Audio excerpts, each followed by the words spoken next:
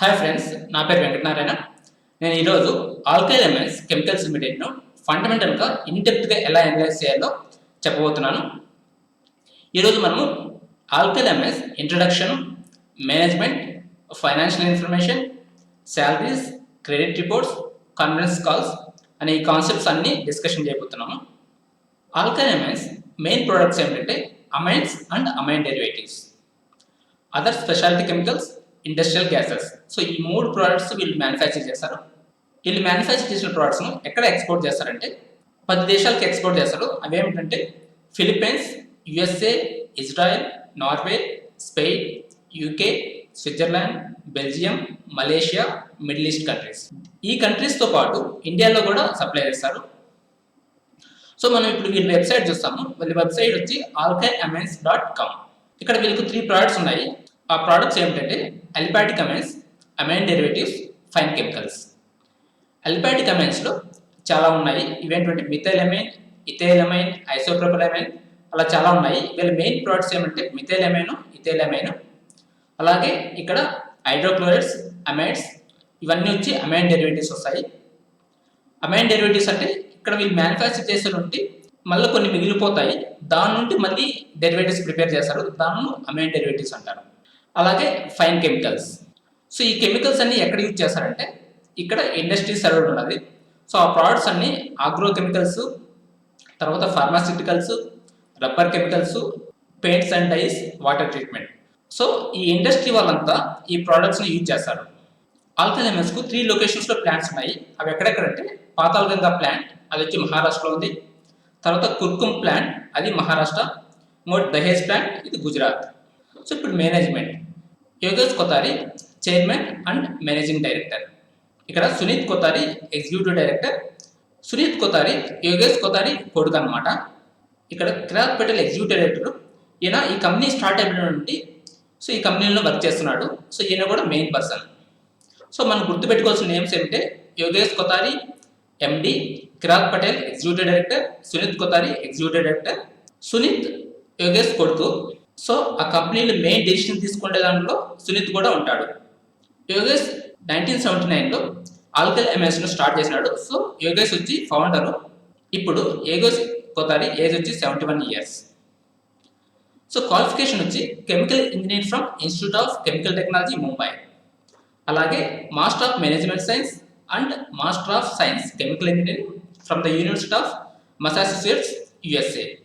So ఈ promoter వచ్చి chemical engineer. దానివల్ల కంపెనీలో జరిగే ప్రతి కెమికల్ రిలేటెడ్ థింగ్స్ మీద బాగా పట్టుంటుంది. అలాగే సునీత్ యోగేష్ కొడుకు ఏజ్ వచ్చి 43 ఇయర్స్. సో ఈ కంపెనీలో 2001లో జాయిన్ అయినాడు. సో క్వాలిఫికేషన్ వచ్చి chemical engineer and chemistry, biochemistry graduate from Cornell university. అలాగే MBA at INSEAD, France. So ఈ యూనివర్సిటీ కూడా చాలా ఫేమస్. అలాగే సునీత్ కీ రోల్స్ ఏంటంటే he played a significant role in setting up the new product development effort and seeing it started off successfully and developing export market. దీని meaning ఏమిటంటే new products develop చేసే దాంట్లోన మరియు exports develop చేసేదానికి సునీత్ వచ్చి key role పోషించినాడు. ఇప్పుడు financial information check చేస్తాం. మనం financial information analyse చేయడానికి 3 వెబ్సైట్స్ యూజ్ చేస్తున్నాము. ఒకటి వచ్చి బిఎస్సి ఇండియా, ఇంకోటి వచ్చి రేట్స్టార్.in, ఇంకొకటి వచ్చి స్క్రీనర్.in. ఫస్ట్ బిఎస్సి ఇండియా ఓపెన్ చేస్తాను. ఇక్కడ ఆల్కైల్ అమైన్స్. సో ఇక్కడ స్టాక్ ఇన్ఫర్మేషన్ ఓపెన్ అయింది. సో ఇక్కడ నేను కార్పొరేట్ యాక్షన్స్ క్లిక్ చేస్తున్నా. సో ఇక్కడ క్లిక్ చేస్తున్నా.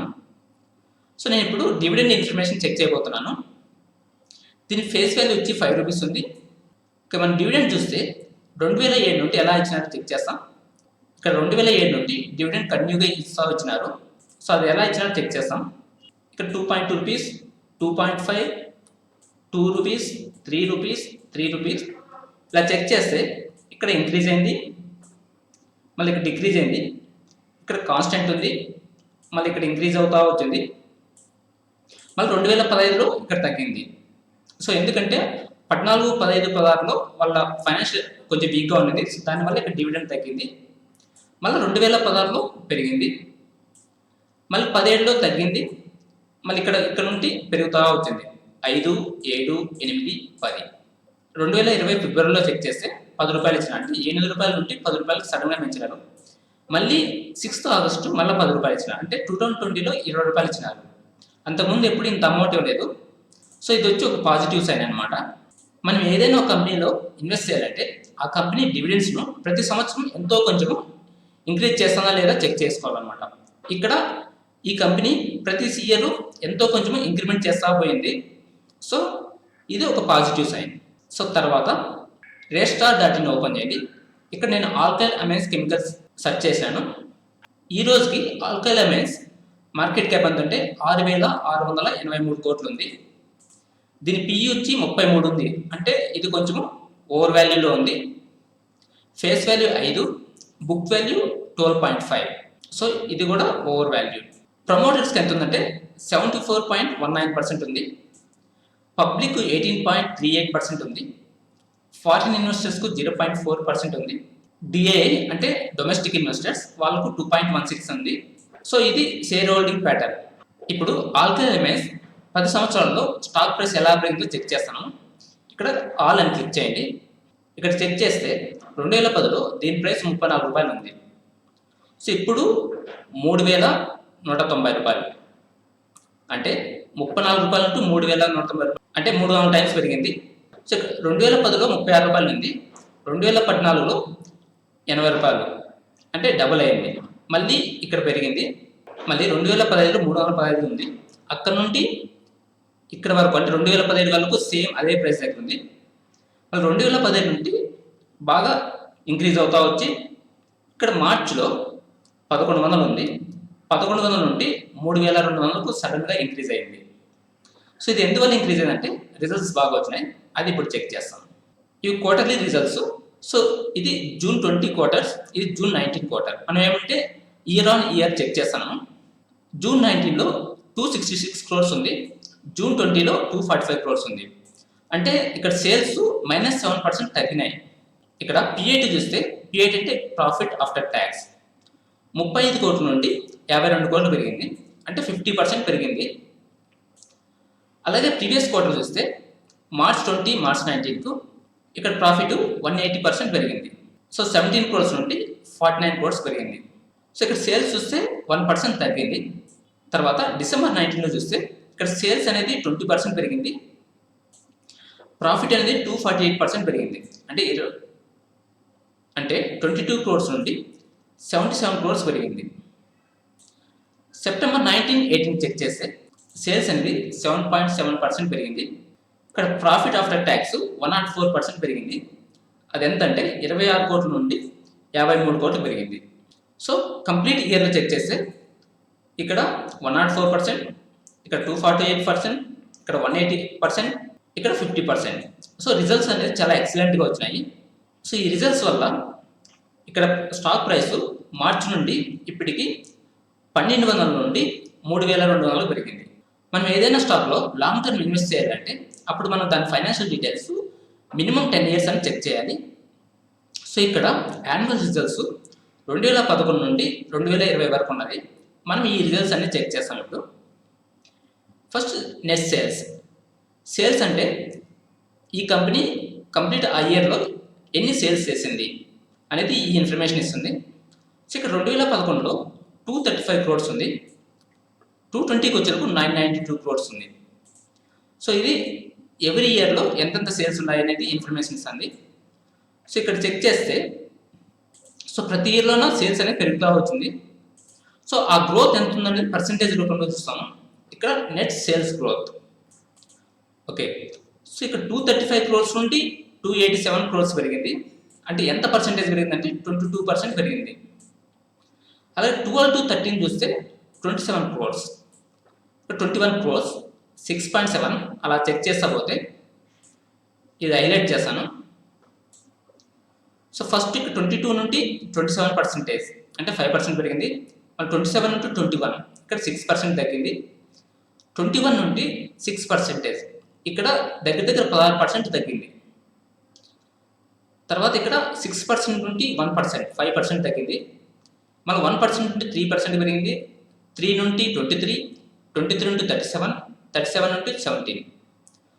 సో ఈ కంపెనీ 10 yearsలో ఈ 3 ఇయర్స్ అనేది చాలా బ్యాడ్గా ఉంది, అంటే గ్రోత్ చాలా తక్కువగా ఉంది. అది ఎంత ఉందంటే ఇక్కడ 6%, 1%, 3%. మిగతా చూస్తే అక్కడంతా 20 రేంజ్లో ఉంది. సో మనం ఇప్పుడు ఏం చేయాలంటే, సో ఈ 3 ఇయర్స్ అనేది ఎందుకు తగ్గింది అనేది మనం 15, 16, 17 యాన్యువల్ రిపోర్ట్స్ తీసుకొని, సో ఇక్కడ సేల్స్ తగ్గడానికి రీజన్ ఏంటి అనేది మనం ఫైండ్ చేయాలి. సో ఆ రీజన్ అనేది వ్యాలిడేట్ రీజన్ అయితే బాగుంటుంది, లేదంటే అది ప్రాబ్లమాటిక్ అనమాట. ఇక్కడ టోటల్ ఎక్స్పెండిచర్, ఇవి సేల్స్, ఈ సేల్స్ ప్రొడ్యూస్ చేయడానికి ఎంత ఎక్స్పెండ్ చేసినారని టోటల్ ఎక్స్పెండిచరు. సో ఇక్కడ ఎక్స్పెండిచర్ ఉంది, మనం ఇది ఎక్స్పాండ్ చేస్తే ఇక్కడ మనకు డిఫరెంట్ ఎక్స్పెండిచర్స్ ఉన్నాయి.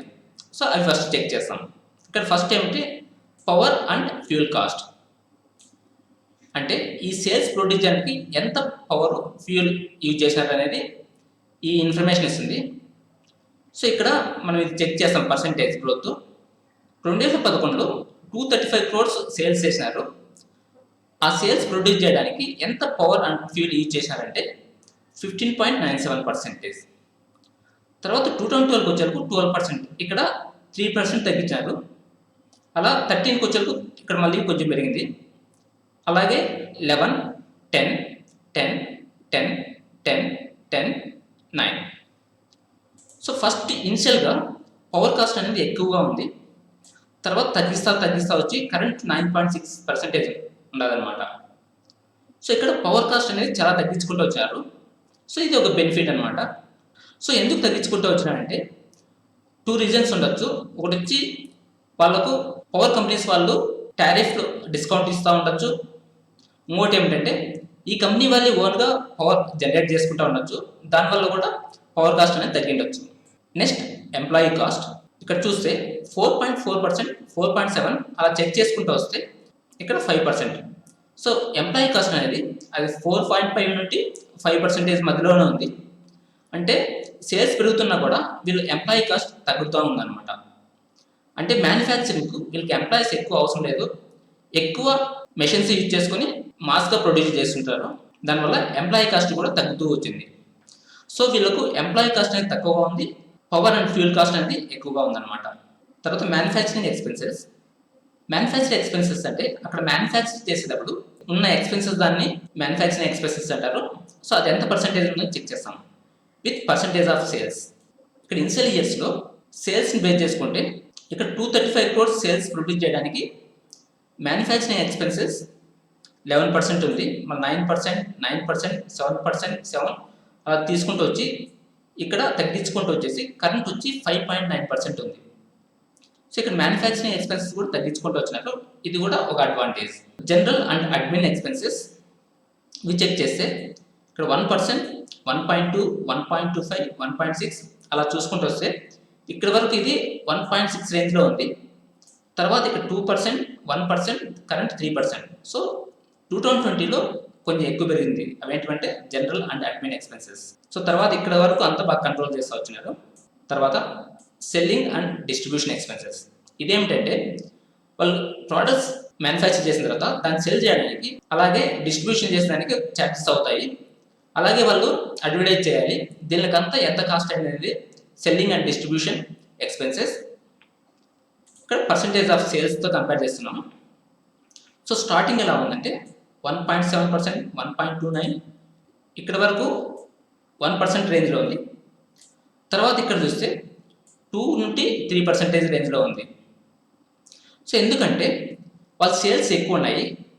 ఆ సేల్స్ ఎక్కువ ఉన్నాయంటే ఆ సేల్స్ ఎక్కువ రావడానికి వాళ్ళు ఎక్కువ అడ్వర్టైజ్ చేయాలి, అలాగే వాళ్ళు ట్రాన్స్పోర్ట్ చేయడానికి ఎక్కువ ఛార్జెస్ అవుతాయి. సో దానివల్ల ఏమంటే ఇక్కడ సెల్లింగ్ అండ్ డిస్ట్రిబ్యూషన్ ఎక్స్పెన్సెస్ పెరుగుతూ వచ్చిందనమాట. తర్వాత ఇక్కడ మిస్లేనియస్ ఎక్స్పెన్సెస్. ఈ మిస్లేనియస్ ఎక్స్పెన్సెస్ అబ్జర్వ్ చేస్తే సో స్టార్టింగ్ ఇక్కడ 4%, 5%, 3% ఇలా ఎక్కువగా ఉన్నాయి. సో దీన్ని వీళ్ళంతా కంట్రోల్ చేస్తూ వచ్చి కరెంట్ 1%కి వచ్చిందనమాట. అంటే ఈ మిస్లేనియస్ ఎక్స్పెన్సెస్లోనే దగ్గర 4 to 5% సేవ్ చేసినారు. ఇది చాలా బెనిఫిట్ అనమాట. ఈ ఎక్స్పెన్సెస్ ప్లస్ ఆ ప్రోడక్ట్స్ మ్యానుఫ్యాక్చర్ చేయడానికి రా మెటీరియల్ కాస్ట్ అంతా కలిపితే అది టోటల్ ఎక్స్పెండిచర్. సో ఇది టోటల్ ఎక్స్పెండిచర్. ఈ సేల్స్లో నుండి టోటల్ ఎక్స్పెండిచర్ మైనస్ చేస్తే మనకు వచ్చేది ఈబిఐటిడిఈ అంటే earning before interest, tax, depreciation and amortisation. ఇక్కడ ఇది అబ్జర్వ్ చేస్తే 2011లో 31 క్రోర్స్ ఉంది, 2020కి వచ్చేందుకు 257 క్రోర్స్. సో ఇక్కడ ఎక్కడ తగ్గలేదు, ప్రతి year earning before interest, tax and depreciation improve అవుతా వచ్చింది. ఇక్కడ మార్జిన్ చూస్తే 13%, 14%, 15%, 19%, అలా ఇది 19-20 రేంజ్లో ఉందన్నమాట. సో అదర్ ఇన్కమ్ అంటే మెయిన్ ఆపరేషన్స్ దాని కాకుండా వేరే అదర్ ఇన్కమ్ అంటే కంపెనీ అసెట్స్ ఏమైనా సేల్ చేసినారా, లేకంటే ఏమైనా డివిడెండ్స్ వచ్చినాయా, సో అదంతా అదర్ ఇన్కమ్ కింద వస్తుంది.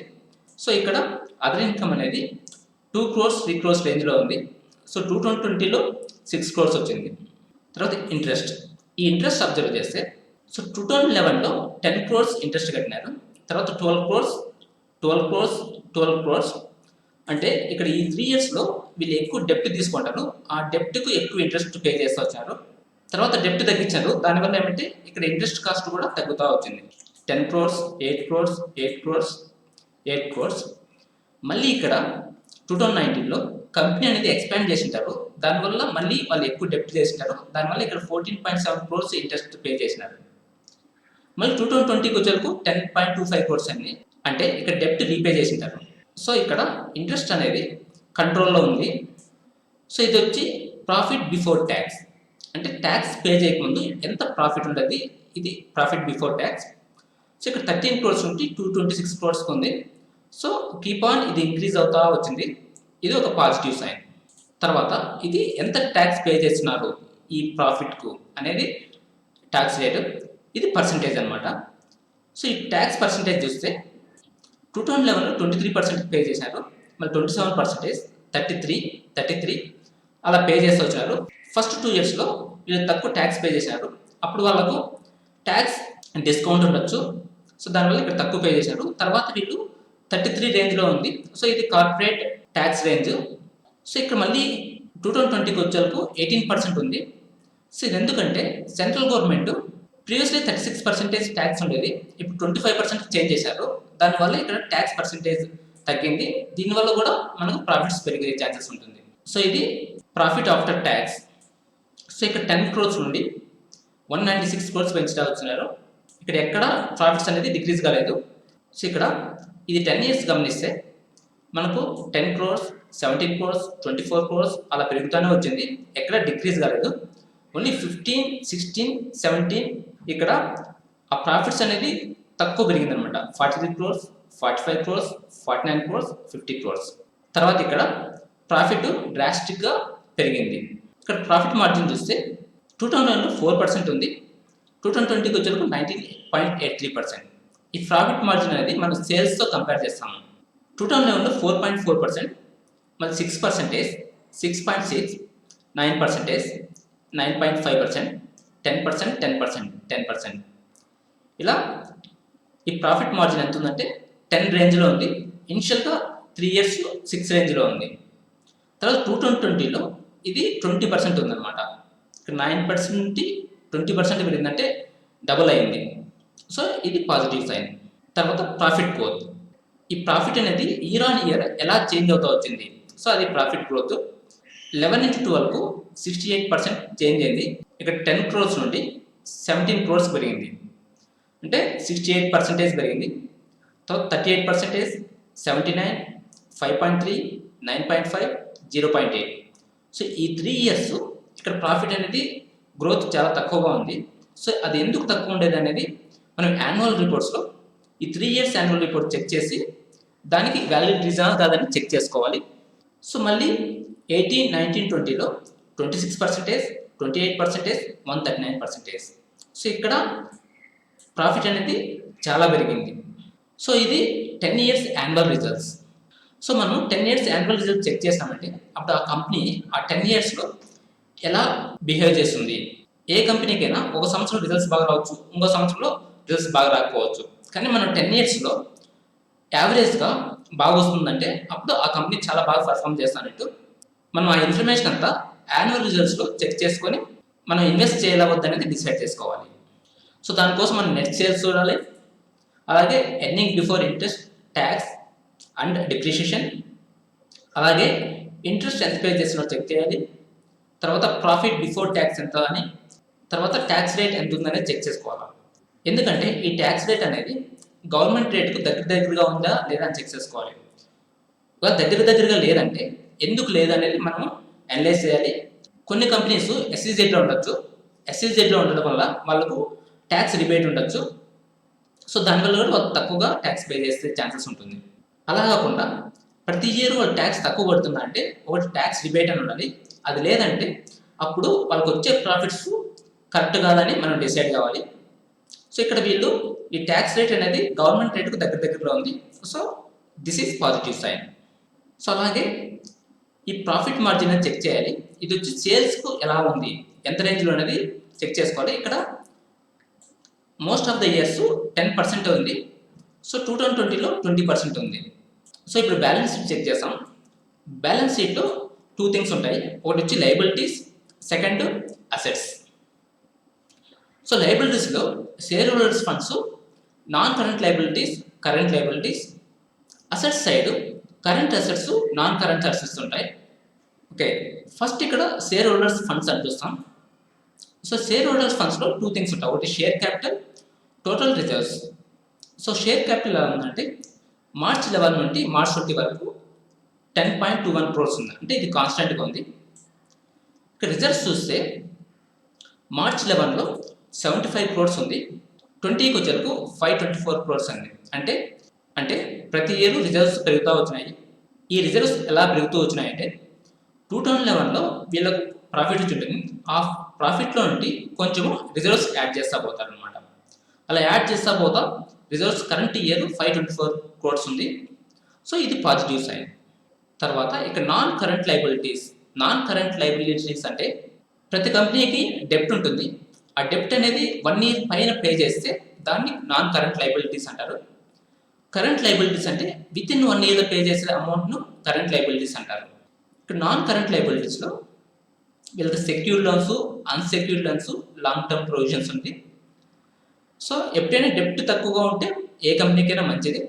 ఇక నాన్ కరెంట్ లయబిలిటీస్ టోటల్ చూస్తే ఈ అమౌంట్ 2011లో 88 crores, 81 crores, 91 crores అలా చెక్ వస్తూ అలా ఉంది.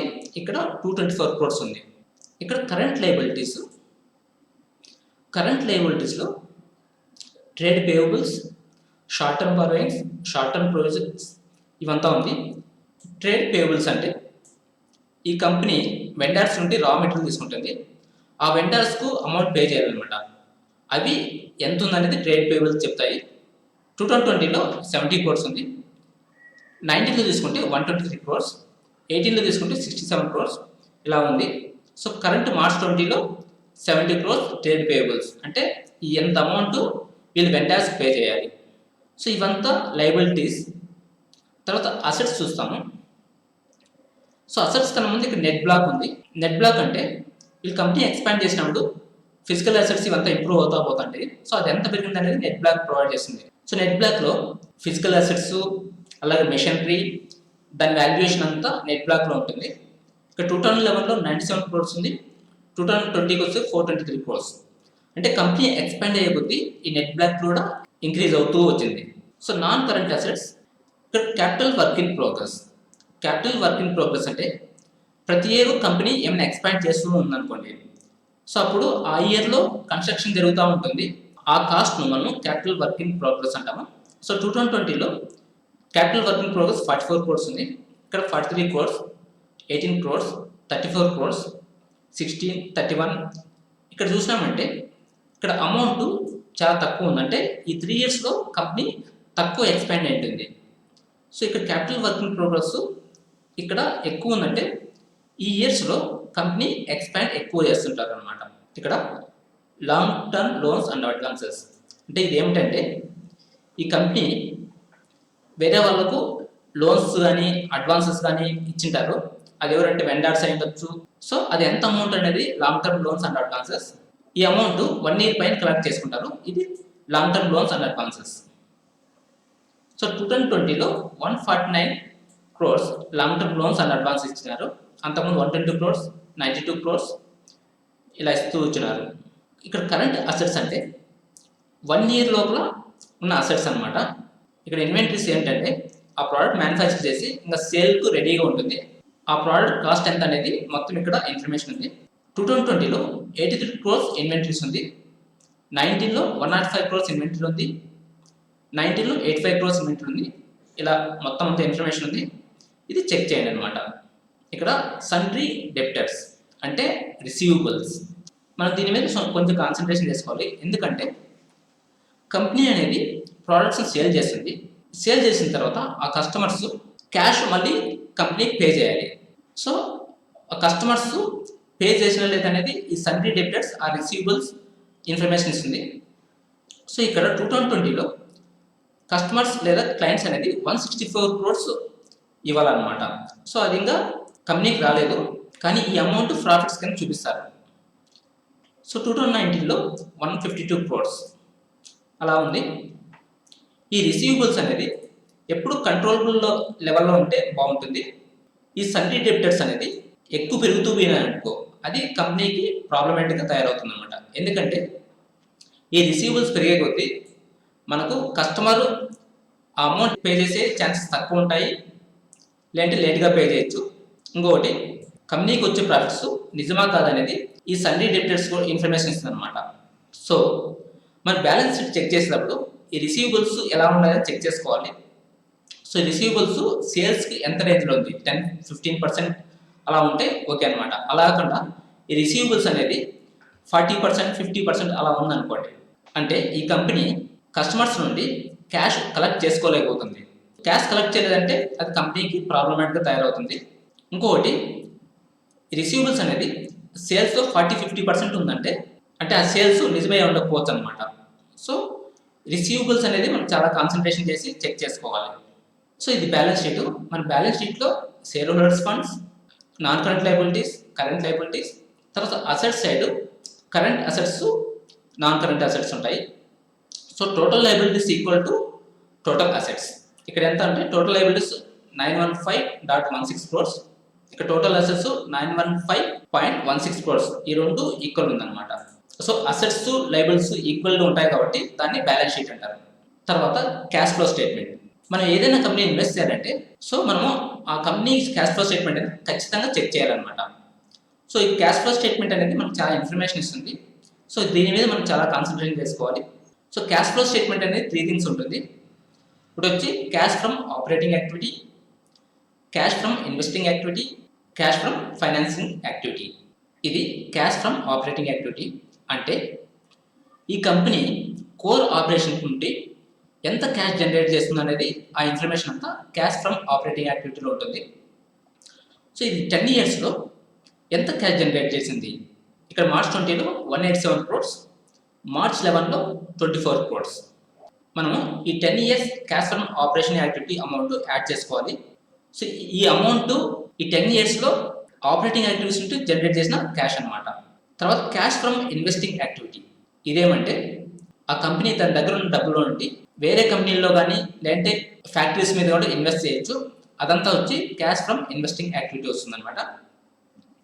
సో ఇక్కడ cash from investing activity. So company వేరే కంపెనీల్లో కానీ లేదంటే సబ్సిడీ కంపెనీస్లో కానీ ఇన్వెస్ట్ చేయొచ్చు. అంటే ఈ కంపెనీ నుండి వేరే ప్లేస్ అమౌంట్ పోతూ ఉందన్నమాట, అందుకు ఇది నెగిటివ్లో ఉంది. తర్వాత క్యాష్ ఫ్రమ్ ఫైనాన్సింగ్ యాక్టివిటీ. ఇదేమి ఇన్ఫర్మేషన్ ఇస్తుందంటే ప్రతి కంపెనీకి డెప్ట్ ఉంటుంది, అలాగే డివిడెండ్ పే చేస్తుంటారు. సో ఆ ఇన్ఫర్మేషన్ క్యాష్ ఫ్రమ్ ఫైనాన్సింగ్ యాక్టివిటీలో ఉంటుందన్నమాట. ఈ 10 ఇయర్స్లో వీళ్ళు ఎంత ఫైనాన్స్ చేసినారు అనేది మొత్తం ఇన్ఫర్మేషన్ ఇది.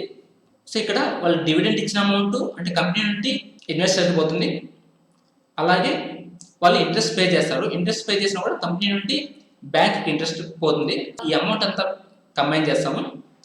సో ఇక్కడ క్యాష్ ఫ్రమ్ ఆపరేటింగ్ యాక్టివిటీ అంటే కంపెనీ దగ్గర ఉన్న డబ్బులో నుండి ఇన్వెస్టింగ్కి కట్ చేస్తారు, అలాగే ఫైనాన్సింగ్ కూడా కట్ చేస్తారు. ఈ రెండు తీసేస్తే ఎంత అమౌంట్ మిగిలింది అనేది ఇది. సో ఇక్కడ 187 క్రోర్స్ అమౌంట్ ఉంది, దాంట్లో నుండి 40 క్రోర్స్ ఇన్వెస్ట్ చేసినారు, అలాగే 135 క్రోర్స్ ఇంట్రెస్ట్ పే చేసి అలాగే డివిడెండ్ పే చేసినారు అనమాట. ఈ రెండు దీంట్లో తీసేస్తే మనకి ఇంకా మిగిలింది 11.9 క్రోర్స్. అంటే ఇది ఏం ఇన్ఫర్మేషన్ ఇస్తుందంటే మన దగ్గర ఉన్న డబ్బుల్లో నుండి మొత్తం అంతా ఖర్చు పెట్టేసి ఇంకా ఫైనల్గా ఎంత మిగిలింది అనేది నెట్ క్యాష్ ఫ్లో అనమాట. ఇది పాజిటివ్గా ఉంటే అది మంచి కంపెనీ. సో ఇక్కడ చూసినామంటే సో ఇక్కడంతా పాజిటివ్గా ఉంది, మళ్ళీ ఇక్కడ నెగిటివ్గా ఉంది, మళ్ళీ ఇక్కడ పాజిటివ్గా ఉందన్నమాట, మళ్ళీ ఇక్కడ నెగిటివ్గా ఉంది. ఈ 3 ఇయర్స్ మళ్ళీ ఇక్కడ 1 ఇయర్. సో ఈ 4 ఇయర్స్లో కంపెనీ అనేది ఎక్కువ ఎక్స్పాండ్ చేసి ఉంటుంది, దానివల్ల ఇక్కడ ఎక్కువ అమౌంట్ ఖర్చు పెట్టి ఉండొచ్చు, దానివల్ల ఇక్కడ నెగిటివ్ ఉందన్నమాట. రిమైనింగ్ ఇయర్స్లో పాజిటివ్ ఉంది. సో ఇప్పుడు మనం ఏమంటే ఈ 10 ఇయర్స్లో ఈ అమౌంట్ యాడ్ చేయండి, అలాగే ఈ అమౌంట్ టోటల్ చేయండి, అలాగే ఈ అమౌంట్ టోటల్ చేయండి, ఈ అమౌంట్ టోటల్ చేసి మనం ఫైనల్గా ఈ నెట్ క్యాష్ ఫ్లో అనేది పాజిటివ్గా ఉంటే సో అప్పుడు మనకు ఆ కంపెనీ బెస్ట్ అనమాట. ఇప్పుడు ఫైనాన్షియల్ రేషియోస్ చూస్తాము. సో ఈ ఫైనాన్షియల్ రేషియోస్ కూడా చాలా ఇంపార్టెంట్. ఇది book value. So book value 2011లో 41 రూపీస్ ఉంది, ఇప్పుడు 262 రూపీస్ ఉందన్నమాట. సో ఇక్కడ కీప్ ఆన్ ఇది ఇంక్రీజ్ అవుతా వచ్చింది, ఇది పాజిటివ్ సైన్. ఈ రిటర్న్ ఆన్ అసెట్స్ అంటే కంపెనీకి ఉన్న అసెట్స్ నుండి ఎంత రిటర్న్ వస్తుంది అనేది రిటర్న్ ఆన్ అసెట్స్. ఓకే, ఇది ఇంప్రూవ్ అవుతూ వచ్చింది, సో ఇది పాజిటివ్ సైన్. సో ఇక్కడ return on equity, return on capital employed, ఈ రెండు చాలా ఇంపార్టెంట్. రిటర్న్ ఆన్ ఈక్విటీ అనేది ఎక్కువ అంటే 20-25 ఆ రేంజ్లో నుండి ఇంకా ఎక్కువ ఉంటే చాలా బెస్ట్. సో ఇక్కడ ఇది చూస్తే 30, 90, 22, 32, 27, 25 ఇలా వస్తూ కరెంట్ ఇయర్ 43% ఉంది.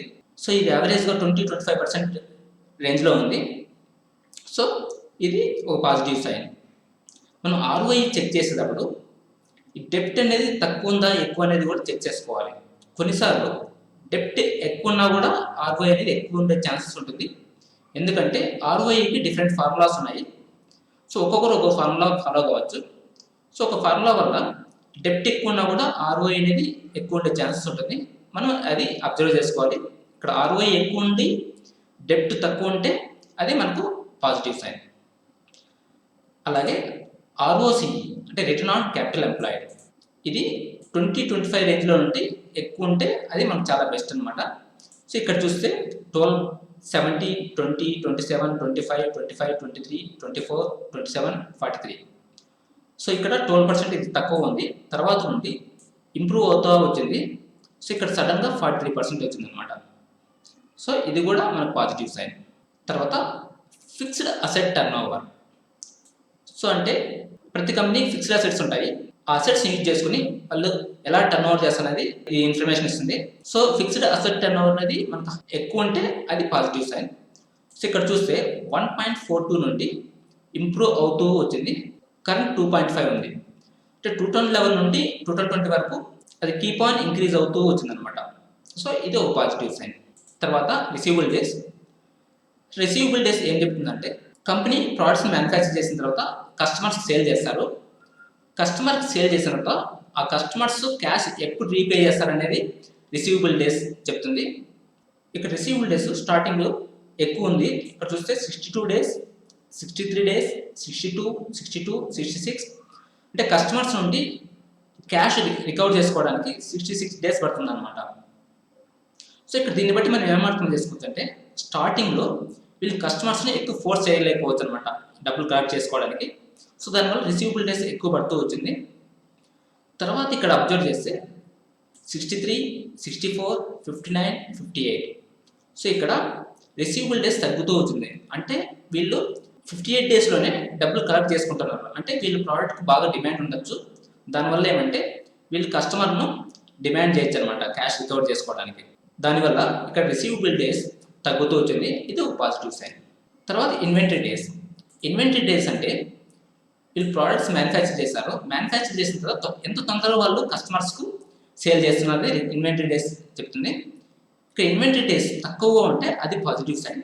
ఇక్కడ స్టార్టింగ్ చూస్తే 77 డేస్ ఉందన్నమాట, అంటే వాళ్ళు సేల్ చేయడానికి ఎక్కువ టైం తీసుకుంటున్నారు. తర్వాత 60 డేస్, 56, 58 అలా తగ్గుతూ వచ్చి కరెంట్ 34 డేస్ అనమాట. అంటే ఇక్కడ ఇన్వెంటరీ డేస్ తగ్గిస్తూ వచ్చినారు. సో దీనివల్ల ఏమంటే ఇది ఒక పాజిటివ్ సైన్ కంపెనీకి, వాళ్ళు మ్యానుఫ్యాక్చర్ చేసిన ప్రోడక్ట్ను ఇమీడియట్గా సేల్ చేయగలుగుతున్నారు అనమాట, అంటే వాళ్ళ ప్రోడక్ట్కు డిమాండ్ ఉంది. తర్వాత పేయబుల్ డేస్. పేయబుల్ డేస్ ఏమి ఇన్ఫర్మేషన్ ఇస్తుందంటే ఈ కంపెనీ వాళ్ళు తన వెండర్స్కు ఎన్ని రోజుల్లో అమౌంట్ పే చేస్తారు. ఇక్కడ చూస్తే స్టార్టింగ్ 38 డేస్, 35 డేస్, 36, 43, 38, ఇలా ఉంది. సో ఇక్కడ ఇది అబ్జర్వ్ చేస్తే 2011 నుండి 16 వరకు తన వెండర్స్కు ఇమ్మీడియట్గా అమౌంట్ పే చేయాల్సి వస్తుంది. తర్వాత ఈ కంపెనీ మ్యానుఫ్యాక్చర్ చేసే ప్రోడక్ట్స్ బాగా డిమాండ్ ఉండడం వల్ల వీళ్ళు వెండర్స్ను వెయిట్ చేయమంటారు అనమాట అమౌంట్ పే చేయడానికి. సో ఇక్కడ పేబుల్ డేస్ 55 డేస్, 55, 49, 48. ఇక్కడ పేబుల్ డేస్ పెరుగుతూ వచ్చినాయంటే సో వీళ్ళు వెండర్స్కు అమౌంట్ పే చేయడానికి కొంచెం టైం తీసుకుంటున్నారు. ఇది కంపెనీకి పాజిటివ్ సైన్. సో ఇక్కడ క్యాష్ కన్వర్షన్ సైకిల్ అంటే ఒక కంపెనీ ఉంది. ఆ కంపెనీ ఏదైనా ప్రోడక్ట్ మ్యానుఫ్యాక్చర్ చేయాలంటే దానికి రా మెటీరియల్స్ కావాలన్నమాట. So raw materials vendors supply చేస్తారు. సప్లై చేసినప్పుడు ఆ వెండర్స్ పే చేయాలి. దాన్ని పేబుల్ డేస్ అంటారు.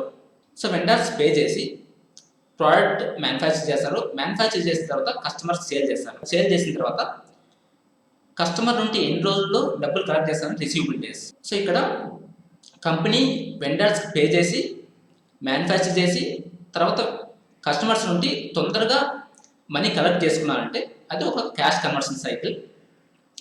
సో క్యాష్ కన్వర్షన్ సైకిల్ అనేది తక్కువ అంటే అది పాజిటివ్ సైన్.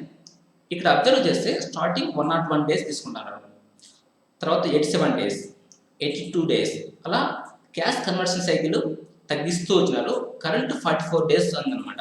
అంటే వాళ్ళు మ్యానుఫ్యాక్చర్ చేసి పే చేసి సేల్ చేసి తర్వాత రిసీవ్ చేసి మళ్ళీ కంపెనీకి క్యాష్ వస్తుంది. అది 44 డేస్లో జరిగిపోతుంది అనమాట. సో ఇది పాజిటివ్ సైన్. తర్వాత total డెప్ట్ per equity, డెప్ట్ to equity అనేది 0.5 రేంజ్లో ఉందంటే అది మేనేజబుల్. ఇక్కడ చూస్తే 2011లో 1.4 ఉంది, 1.27, ఇలా మార్చ్ 15th వరకు 0.7. ఇక్కడ డెప్ట్ కొంచెం హైగా ఉంది. తర్వాత వాళ్ళు డెప్ట్ తగ్గించుకుంటూ వచ్చేసారు. సో ఇక్కడ డెప్ట్ తగ్గించుకుంటూ వచ్చి కరెంట్ వచ్చి 0.16 ఉందన్నమాట. సో ఇక్కడ డెప్ట్ టు ఈక్విటీ తక్కువ ఉందంటే వాళ్ళు ఇంట్రెస్ట్ తక్కువ పే చేస్తారు. ఇంట్రెస్ట్ తక్కువ పే చేశారంటే వాళ్ళకి ప్రాఫిట్స్ పెరిగే ఛాన్సెస్ ఎక్కువ ఉంటాయి అన్నమాట. సో ఎప్పుడైనా డెప్ట్ టు ఈక్విటీ అనేది 0.5 బిలో ఉంటే అది మనకు పాజిటివ్ సైన్.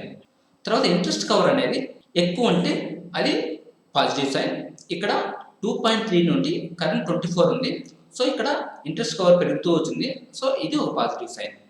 నెక్స్ట్ ఇక్కడ షేర్ హోల్డింగ్ ప్యాటర్న్ చూస్తాము. ఇక్కడ సెప్టెంబర్ 2017 నుండి జూన్ 2020 వరకు ప్రమోటర్స్కి ఎంత ఉందంటే 74.19. సో ఇది ప్రమోటర్షిప్ అనేది ఎక్కడ తగ్గలేదు. సో వీళ్ళు కీప్ ఆన్ 74 మెయింటైన్ చేస్తున్నారు. సో ఇది పాజిటివ్ సైన్. సో ఈ ప్రమోటర్స్కి ఎంత ఉండాలి అనేది ఇక్కడ ఇండివిజువల్గా చెక్ చేయాలంటే ఇక్కడ క్లిక్ చేస్తే ప్రమోటర్స్లో ఇక్కడ యోగేష్ కొతారి ఆయనకు 59.85 ఉంది. సో ఇది ఎక్కడా చేంజ్ కాలేదు. అలా ఓవర్కి పర్సెంటేజ్ ఇదంతా వచ్చి ప్రమోటర్షిప్. ఫైనల్గా ప్రమోటర్స్కి ఎంత ఉందంటే 74.19, ఫారిన్ ఇన్వెస్టర్స్కు 0.4, డొమెస్టిక్ ఇన్వెస్టర్స్కు 2.21, పబ్లిక్కు 23.18. సో ఇది financial information of alkyl amines. తర్వాత మనము క్రెడిట్ రిపోర్ట్ చెక్ చేస్తాము. క్రెడిట్ రిపోర్ట్ ఎందుకంటే సో ఆల్కైల్ అమైన్స్ బ్యాంకుల నుండి లోన్ తీసుకుంటుంది. సో కంపెనీకి లోన్ అంటే క్రిసిల్ వాళ్ళు రిపోర్ట్ ఇచ్చినారు. ఆ రిపోర్ట్ ఎలా ఉందనేది చెక్ చేస్తాము. సో ఇక్కడ లాంగ్ టర్మ్ రేటింగ్ ఏమంటే A+ స్టేబుల్ అనమాట, short term rating A1. So ఇది స్టేబుల్గా ఉంది. సో వాళ్ళు ఎంత లోన్ తీసుకున్నారంటే 288 crores. సో ఈ రిపోర్ట్ ఎప్పుడంటే August 23, 2019. మన క్రెడిట్ రిపోర్ట్ నుండి కంపెనీ రిలేటెడ్గా చాలా ఇంపార్టెంట్ ఇన్ఫర్మేషన్ గ్యాదర్ చేసుకోవచ్చు. ఇక్కడ డీటెయిల్ ఇన్ఫర్మేషన్ ఉంది. తర్వాత స్ట్రెంగ్స్, వీక్నెసెస్, లిక్విడిటీ, అవుట్లుక్. ఇక్కడ హైలైట్ చేసింది ఏమంటే revenue growth may be healthy over the medium term on account of expected increase in capacity utilisation at the new facility and continued favourable demand. Profitability is likely to moderate owing to tightening input prices and shift in product mix with larger contribution from methyl amine products. అంటే వీళ్ళకి revenue growth అనేది medium టర్మ్లో హెల్తీగా ఉంటుంది. అలాగే capacity utilisation increase అయ్యే chances ఉంటుంది. వాళ్ళకి ఎక్కువ ప్రాఫిట్స్ మిథైల్ అమైన్ ప్రొడక్ట్స్ నుండి వచ్చే ఛాన్సెస్ ఎక్కువ ఉంటుంది అనమాట. ఇక్కడ స్ట్రెంగ్స్ ఏమంటే leadership position in the amines market. Alkyl Amines is one of the leading players with over 100 products. The company continues to the market leader in the ethyl amine segment and among the foremost manufacturer of methylamine, diethyl hydroxylamine, and dimethyl hydrochloride in the country. So ఈ product మ్యానుఫ్యాక్చరింగ్లో వీళ్ళు leaders అనమాట. It has commission a new methyl amine plant at Dahej in March 2018. 2018లో దహేజ్లో methyl amine plant start చేశారు. Market share in methyl amines market improved significantly in physical 2019. The capacity utilization at the new plant augmented to around 70%. Okay, వాళ్ళు 2018లో start చేసిన కంపెనీలో 70% utilisation చేసుకొని అక్కడ profits methyl అమైన్లో ఎక్కువ వస్తున్నాయి అన్నమాట. ఇక్కడ ఈ point important. The growth is expected to be sustained for the medium term to the increase in capacity utilisation especially in the methyl amine segment and lower output from China. A capital expenditure of 250 crores is likely to be undertaken over fiscals 2020 and 2021 to set up new product plants and debottlenecking of existing capacities. This shall support growth over the long term. ఇక్కడ 2020-21లో 250 crores use చేసి కంపెనీని expand చేస్తున్నారు. అలాగే ఏమైనా old material ఉంటే దాన్ని కూడా change చేస్తున్నారు. సో దీనివల్ల ఫ్యూచర్లో గ్రోత్ అయ్యే ఛాన్సెస్ ఎక్కువ ఉంటాయన్నమాట. సో ఇది పాజిటివ్ సైన్. ఇక్కడ వీక్నెస్ ఏమంటే వర్కింగ్ క్యాపిటల్ ఇంటెన్సివ్ ఆపరేషన్స్. అంటే ఈ కంపెనీ గ్రోత్ కావాలంటే వీళ్ళు ఫ్రీక్వెంట్గా కంపెనీ అనేది ఎక్స్పాండ్ చేస్తూ పోతారు. సో దానివల్ల వాళ్ళు మనీ అనేది ఎక్కువ ఇన్వెస్ట్ చేస్తూ పోతారు అనమాట. అది వీక్నెస్. ఇక్కడ operations are likely to remain working capital intensive for the medium term. ఇక్కడ ఈ point important. Exposure to volatile commodity prices. అంటే వీళ్ళు రా మెటీరియల్స్ యూజ్ చేసేటివి దాని ప్రైసెస్ ఎక్కువ వోల్టైల్గా ఉంటాయి అన్నమాట. అంటే ఎక్కువ పెరగడం ఎక్కువ తగ్గడం అనేది ఏదో ఉంటుంది. సో దానివల్ల కూడా వీళ్ళకు ప్రాఫిట్స్ తగ్గేది పెరిగే ఛాన్సెస్ ఎక్కువ ఉంటాయి. ఇది the prices of raw materials inputs such as alcohols, ammonia and acetic acid and the company products amines are volatile, thus impacting profitability. Domestic ethanol prices are dependent on the cyclicity in the sugar industry. So వీళ్ళు ethanol డొమెస్టిక్గా purchase చేస్తారు. అక్కడ అది ethanol price change అయిందంటే అప్పుడు కూడా profitability change అయ్యే chances ఉంటుందన్నమాట. సో ఇక్కడ ఈ point important. However the company has taken steps to manage prices of raw materials especially alcohol by contracting the purchase from sugar manufacturers months in advance at ట్రేస్ lower than that in the market. అంటే వీళ్ళు ethanol ఎలా purchase చేస్తారంటే వీళ్ళు అడ్వాన్స్డ్గా కంపెనీకి వెళ్ళేసి ముందే 2-3 months ముందే ఇథనాల్ పర్చేజ్ చేస్తారు. దానివల్ల ఏమంటే వాళ్ళకు తక్కువ ప్రైస్లో వస్తుందన్నమాట. ఇంకొకటి ఏమిటంటే steps have also been taken to pass on the hike in prices of raw materials by entering in to contacts with customers such as formula based, quarterly and half yearly pass on and quarter based quotations. అంటే ఒకవేళ రా materials price పెరిగినా కూడా so దానికి వీళ్ళేమిటి customers నుండి అది వాళ్ళు తీసుకుంటున్నారు. అది ఎలా తీసుకున్నారంటే formula based, quarterly, half yearly, quarter based quotations. So దీనివల్ల ఏమంటే ఆ ప్రైసెస్ చేంజ్ అయినా కూడా వీళ్ళు కస్టమర్స్ నుండి మొత్తం కలెక్ట్ చేస్తారు. దానివల్ల వీళ్ళకి ప్రాఫిట్స్కు ప్రాబ్లం వచ్చే ఛాన్సెస్ తక్కువ అనమాట. సో ఇక్కడ అవుట్లుక్ వచ్చి స్టేబుల్.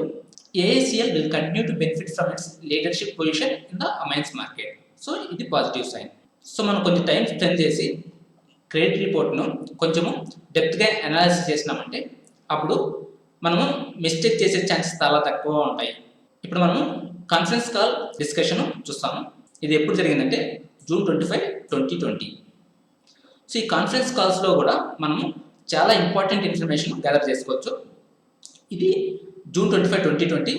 అలాగే ఈ కంపెనీ నుంచి మనం మొత్తం తెలుసుకోవాలంటే ప్రీవియస్ కాన్ఫరెన్స్ కాల్ డిస్కషన్స్ కూడా అనాలిసిస్ చేస్తే అది చాలా బాగుంటుంది అనమాట. అవి ఎక్కడ అవైలబిలిటీ ఉంటాయంటే కంపెనీ వెబ్సైట్లోకి వెళ్ళేసి ఇది alkylamines.com. ఇక్కడ ఇన్వెస్టర్ ఇన్ఫర్మేషన్, దీంట్లో మనకి ఇక్కడ 2015 నుండి కాన్ఫరెన్స్ కాల్ డిస్కషన్స్ అన్నీ ఉన్నాయి. ఇవన్నీ మనం ఒక్కొక్కటి ఓపెన్ చేసి డీటెయిల్గా అనలైజ్ చేయాలి. సో దీనివల్ల ఏమంటే మనం ఏదైనా కంపెనీ ఇన్వెస్ట్ చేసేటప్పుడు మిస్టేక్ చేసేకి చాలా తక్కువ ఛాన్సెస్ ఉంటాయి. సో ఇంకొకటి మనం యాన్యువల్ రిపోర్ట్స్ చదవాలి. ఆ యాన్యువల్ రిపోర్ట్స్ ఇక్కడ మనకు యాన్యువల్ రిపోర్ట్ అని క్లిక్ చేసినామంటే సో మనకి యాన్యువల్ రిపోర్ట్స్ 2015 నుండి 2020 వరకు ఉన్నాయి. సో ఈ యాన్యువల్ రిపోర్ట్స్ ప్రతి ఒక్కటి మనము డీటెయిల్గా అనలైజ్ చేయాలి. ఇక్కడ చెక్ చేసుకోవచ్చు. లేదంటే BSE వెబ్సైట్కి పోతే BSE వెబ్సైట్లో ఇక్కడ ఫైనాన్షియల్స్లో యాన్యువల్ రిపోర్ట్స్ ఇక్కడ మనకు 2010 నుండి 2020 వరకు యాన్యువల్ రిపోర్ట్స్ ఉన్నాయి. మనం ఏదైనా ఒక కంపెనీలో లాంగ్ టర్మ్లో ఇన్వెస్ట్ చేయాలంటే ఇప్పుడు మనం ఈ యాన్యువల్ రిపోర్ట్స్ ఒకటి డెప్త్గా అనలైజ్ చేయాలి. సో ఇక్కడ కాల్ చూస్తాము. సో ఇక్కడ యోగేష్ పోతారంటే ఎండి. ఇక్కడ ఏం చెప్తున్నా అంటే మిథైల్ అమైన్ ఇప్పుడు కొత్తగా వీళ్ళు ఎక్స్పాండ్ చేస్తున్నారు. సో అది ఆ ఎక్స్పాండ్ అనేది డిలే అయిందనమాట. అది ఎందుకు డిలే అయిందని ఎక్స్ప్లెయిన్ చేస్తున్నాడు. This methyl amine expansion will be going through. We are putting up a plan for acetonitrile which will be coming up, which is also slightly delayed now because of this COVID issue. But we expect that it should be ready by the end of this financial year. Okay, ఈ financial year ఎండ్కు ఇది complete అవుతుందన్నమాట. మళ్ళీ ఇక్కడ కిరాత్ పటేల్ ఇక్కడ question ఏమంటే do we expect about 100 crores of capital expenditure this year or it will be slightly less than that? So Kirat Patel executive director answer ఏమంటే last year we spent about 80 crores in capital expenditure, mostly on expanding our derivative portfolio, debottlenecking and adding capacity. Next year we expect to spend about 170 crores. A large portion of that is the acetonitrile plant coming up in Dahej. Methyl amine sanction has got delayed because the equipment has not arrived. The fabricating stops and have got delays because the people are not there. అది ఎందుకు delay అయిందంటే ఇక్కడ వీళ్ళు reason explain చేస్తున్నారు. So దహేజ్లో వాళ్ళు expand చేయడానికి 170 crores use చేస్తున్నారు. ఇక్కడ యోగేష్ కోతారి acetonitrile ప్రైస్ గురించి ఎక్స్ప్లెయిన్ చేస్తున్నాడు. acetonitrile price is volatile and changes depending on the capacities which are available. Okay, ఇక్కడ ఇంకో క్వశ్చన్ ఇదేమంటే in terms of utilization with our pharma and agrochemical customers, would it be fair to say that their utilization levels have essentially not been impacted during this COVID situation? So MD answer ante what I said, because of this China issue, the pharma industry depends a lot on chemical intermediates from China. Now because of this, there could be some sort of break in the supply China, and that may affect us but not for everywhere. In some of the products it may get affected. నేను ఇక్కడ కొన్ని మాత్రమే highlight చేశాను, కానీ మీరు ఈ conference calls అన్ని download చేసుకొని ప్రతి ఒక్కటి డీటెయిల్గా అనలైజ్ చేయాలి.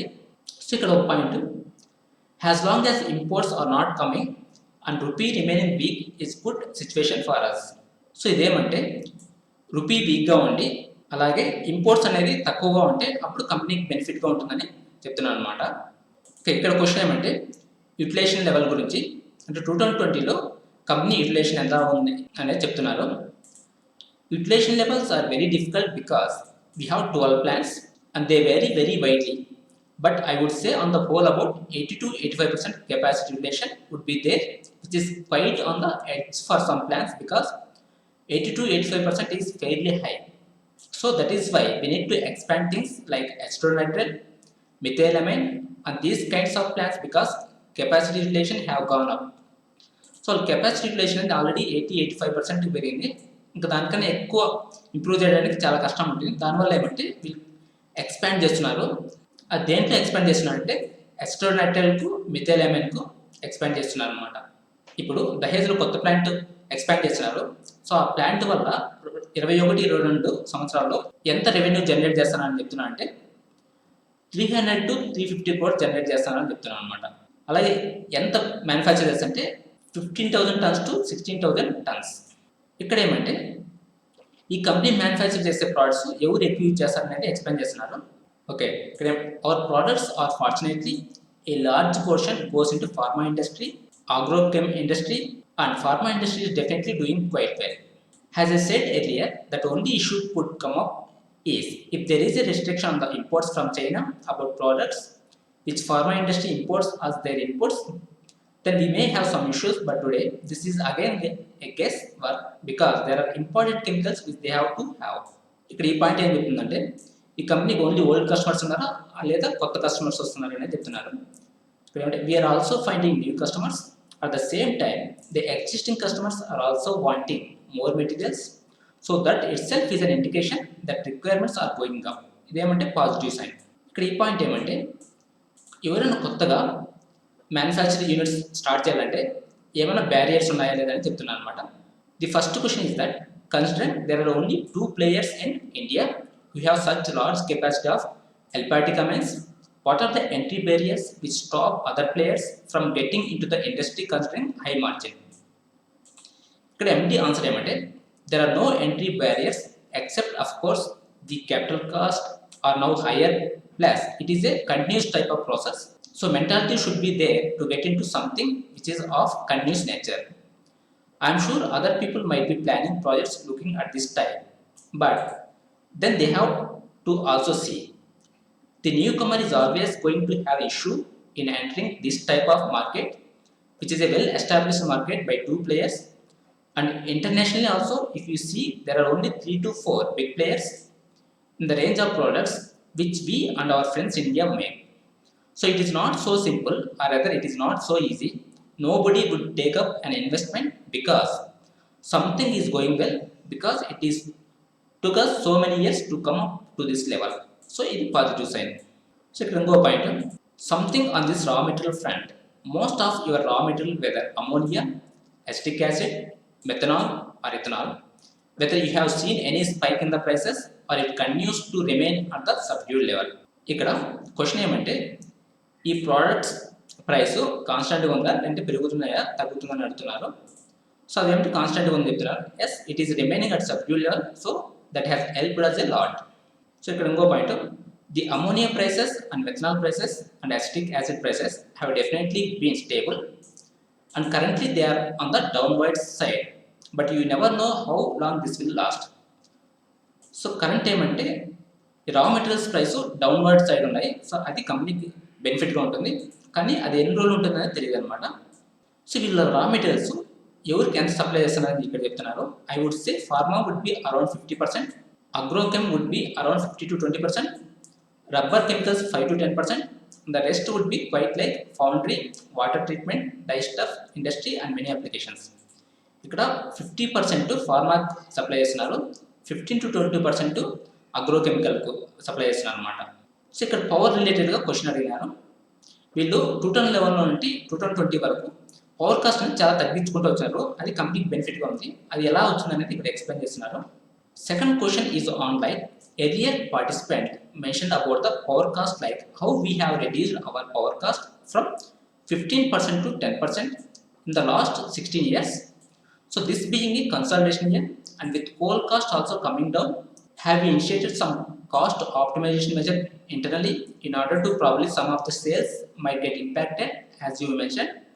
So any cost optimization measures which we have initiated this year.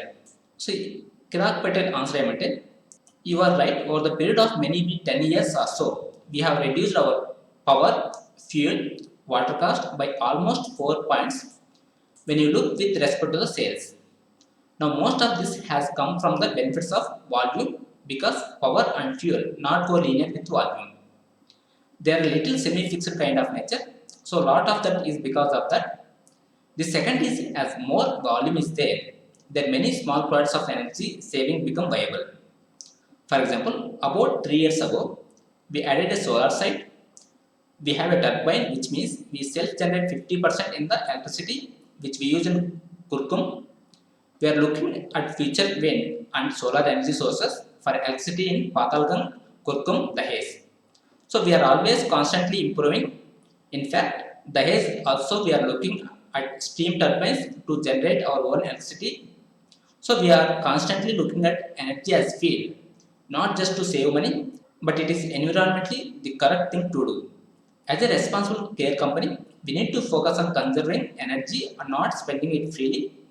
So it is not just the cost, it is also a matter of environment. వీళ్ళు ఏం చేస్తారంటే, ఇప్పుడు 50% ఎలక్ట్రిసిటీ సోలార్ సైడ్ మళ్ళీ టర్బైన్ నుండి జనరేట్ చేస్తున్నారు. అలాగే ఫ్యూచర్లో కూడా వీళ్ళు విండ్ టు సోలార్ ఎనర్జీ ఎక్కువ ప్రొడ్యూస్ చేస్తారు. దీనివల్ల వీళ్ళకి ఇంకా పవర్ కాస్ట్ అనేది తగ్గుతుంది. ఇది పాజిటివ్ పాయింట్. ఇక్కడ ట్యాక్స్ రిలేటెడ్ క్వశ్చన్. సో వీళ్ళు 2020లో 18% ట్యాక్స్ కట్టినారు. అది ఎందుకు అనేది క్వశ్చన్ అడిగినారు. ఇక్కడ ఏమిటంటే, and last one book keeping question sir. So the tax rate during the year was around 18%. So can you help us with normalised tax rate going ahead. ఇక్కడ answer ఏమిటంటే, the normalised tax rate will be about 22%. The regular one, because of the deferred tax assets which we have had to use up, the tax rate changed from 39% down to 25% and the deferred tax had to be recalculated. ఇదేంటంటే previous 39% tax rate ఉండేది. So ఇప్పుడు government దాన్ని 25% change చేసినారు. దానివల్ల ఏమంటే వీళ్ళు 18% tax pay చేసినారు. ఇక్కడ తక్కువ ట్యాక్స్ పే చేయడం వల్ల ప్రాఫిట్ పెరిగింది. తర్వాత ఇక్కడ మనం శాలరీస్ చూస్తాము. సో ఈ కంపెనీలో యోగేష్ కొతారి, కిరాత్ పటేల్, సునీత్ కొతారి వీటి ముగ్గురు హీరోలు. సో యోగేష్ కొతారి రెమ్యునరేషన్ ఎంతంటే 2,32,00,000. అలాగే కిరాత్ పటేల్ శాలరీ ఎంతంటే 1.25 crores. సునీత్కి వచ్చి 1.18 crores. ఇది రెమ్యునరేషన్. అలాగే ప్రాఫిట్స్ని బట్టి వీళ్ళకి కమిషన్ కూడా ఉంటుంది. సో యోగేష్కి వచ్చి 9.42 crores ఉంది, కిరాత్ పటేల్కు 2.34 crores ఉంది, సునీత్ కొతారికి 2.34 crores ఉంది. టోటల్గా Yogesh Kothari 11.74 crores, Kirat Patel 3.6 crores, Suneet Kothari 3.53 crores. ఇవి యాడ్ చేసినామంటే 336, 6.6, 7.1, 7.1 ప్లస్ 11.7 టోటలీ 18.8 crores శాలరీ తీసుకుంటున్నారు. సో వీళ్ళు కొత్తగా న్యూ ప్రాజెక్ట్ స్టార్ట్ చేసినారు. అవేంటంటే derivatives production capacity very enhanced in the year 2019-20 at Dahej plant. So ఈ ప్లాంట్లో ఏమేమి ఉంటాయంటే setting up new acetonitrile plant with utilities at Dahej, hydrogenation facilities are being expanded at Kurkum. The project is expected to be completed in Q2 financial year 21-22. Some capital expenditure projects for upgrading the equipment and expansion of capacities at all production sites are being undertaken. So 2019 వరకు alkyl అమైన్స్కు di amines and chemicals కంపెనీలో 30.4% share holding ఉండేది. So November 18, 2019లో ఆ 30.4%ను 34 crores sale చేసినారు. ఆ 34 crores అనేది ఆల్కైల్ అమైన్స్కు ప్రాఫిట్గా యాడ్ అయిందనమాట. డైఎంఎస్ కెమికల్స్ అనేది కూడా బేసీలో ఉంది. సో ఒకసారి మీరు చెక్ చేయొచ్చు అనమాట దీని ప్రైస్ ఎలా ఉందో. సో మనం ఈ వీడియోలో alkyl amines chemicals introduction, management analysis, financial information, salaries, credit reports, conference calls అన్నీ డిస్కషన్ చేసినాము. సో ఇది ఇన్ఫర్మేషన్ పర్పస్ మాత్రమే. మీరు మీ ఓన్గా అనలైజ్ చేసుకొని దాంట్లో ఇన్వెస్ట్ చేయాలా లేదా అనేది డిసైడ్ చేసుకోండి. సో ఇది రికమెండేషన్ కాదు.